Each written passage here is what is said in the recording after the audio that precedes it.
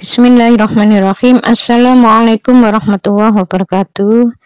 Sekarang ini kan musimnya hujan ya. Banyak orang batuk pilek. Hujan disalahin.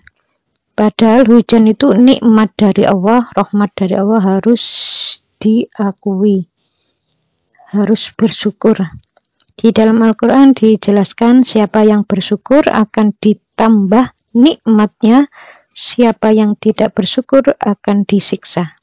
Jadi kalau ada orang pilek mengatakan itu disebabkan karena kehujanan, itu berarti tidak bersyukur, tidak mengakui kalau hujan itu rahmat dari Allah, nikmat dari Allah.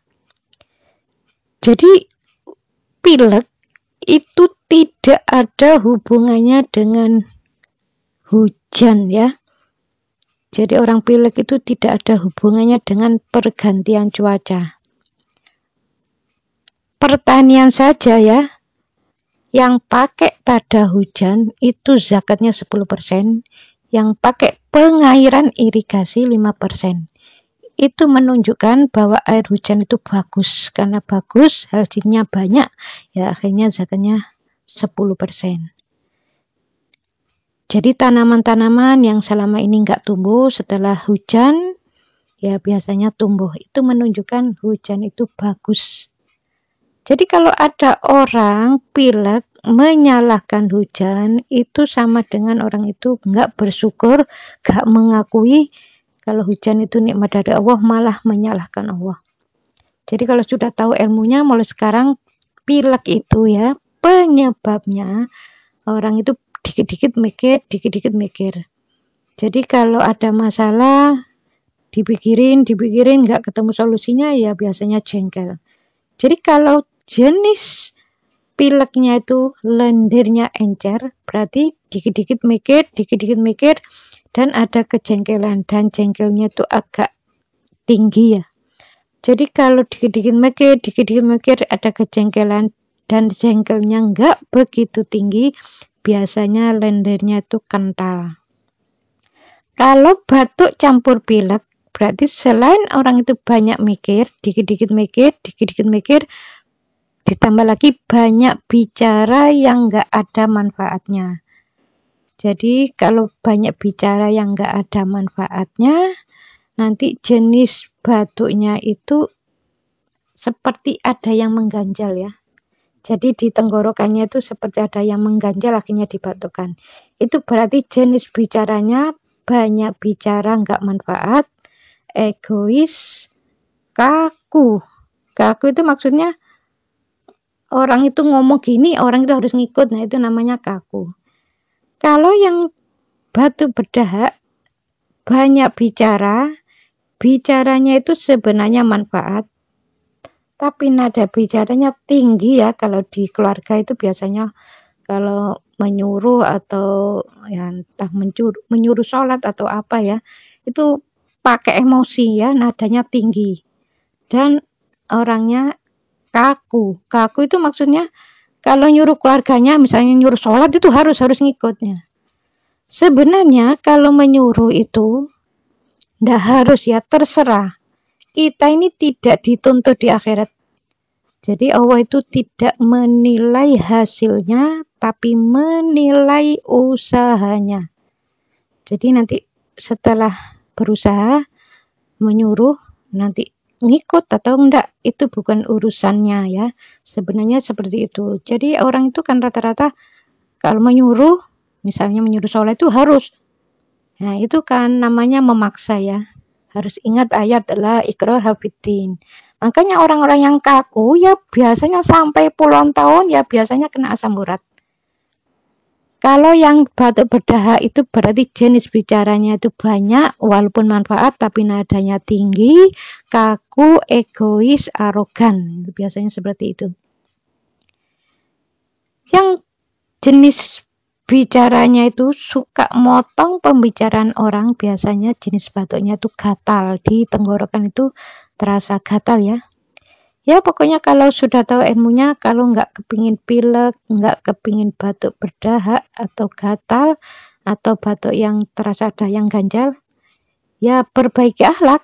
Mulai sekarang kalau mikir boleh sih ya. Mikir boleh, tapi jangan berlebihan. Jangan dikit-dikit mikir, terus mikirnya tuh serius, terus ada kejengkelan. Dia dirubah. Ya mikir, kalau ada masalah dipikirin, terus nggak ketemu solusinya dipasrahkan pada Allah, nggak usah jengkel.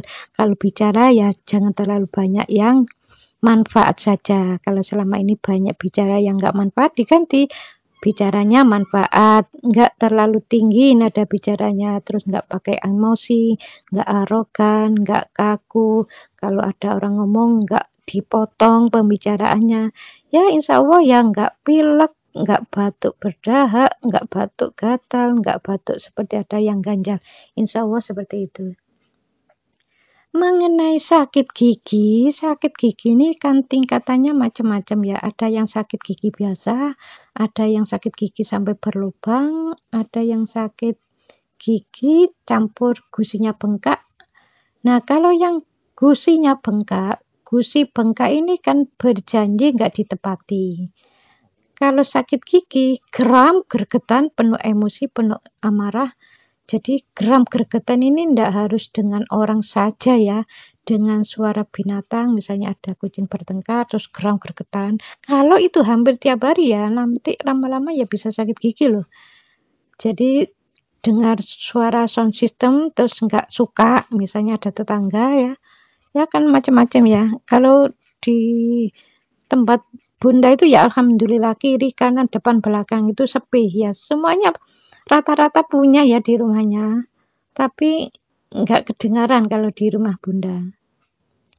Ya seperti itu ya, alhamdulillah ya, jadi nggak membuat Pak suami atau anak-anak geram gergetan ya, alhamdulillah nggak sakit gigi. Kalau dulu itu ya ada yang sakit gigi ya, karena geram gergetan hampir tiap hari dengar suara sound system, hampir tiap hari dengar kucing bertengkar ya. Saya yakin aja sama Allah Ta'ala ya, mudah-mudahan orang yang setiap hari rame di rumahnya ya, ada suara-suara lagu-lagu yang saya kurang suka, mudah-mudahan secepatnya pindah gitu aja ya. Alhamdulillah sekarang pindah ya, jadi sepi, nggak ada suara-suara seperti itu karena orangnya sudah pindah ya. Kalau ada suara-suara ya nggak terlalu keras ya, biasanya ya ada ya, kadang-kadang jarang ya.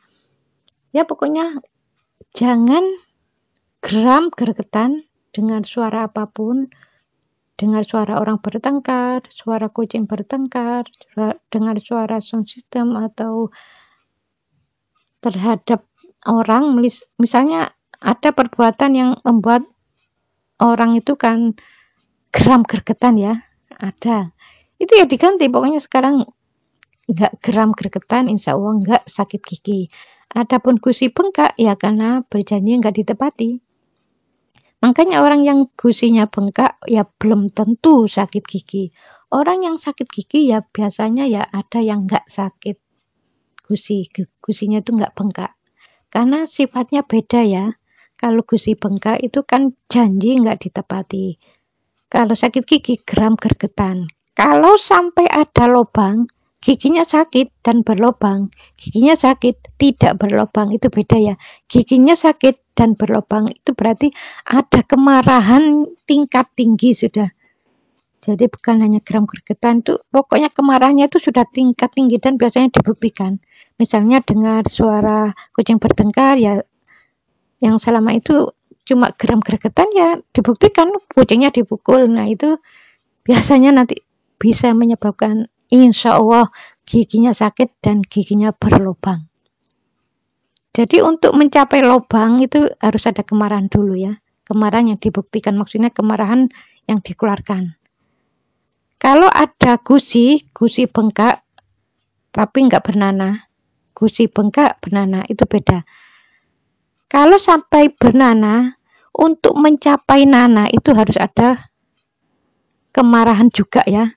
Jadi selain nggak menepati janji, terus ditagih janjinya sama anak. Misalnya, ayah, dulu kan aku kalau naik kelas dibelikan mobil-mobilan misalnya. Terus nggak dibelikan, ini kan nggak ditepati janjinya. Terus ada kemarahan, sudah nggak menepati janji, ada kemarahan, biasanya gusinya bengkak dan ada nanah. untuk mencapai nanah itu harus ada kemarahan dulu ya. Kalau ndak ada kemarahan, hanya nggak menepati janji, itu biasanya gusinya bengkak tapi tidak bernanah. Jadi kalau pingin ndak sakit gigi, gusinya nggak bengkak, nggak bernanah, ya kalau berjanji harus ditepati. Kalau ada suara-suara yang nggak mengenakan, jangan geram gergetan. Ya, insya Allah nggak sakit gigi, terus gusinya nggak bengkak. Ya, mudah-mudahan video ini ada manfaatnya ya. Assalamualaikum warahmatullahi wabarakatuh.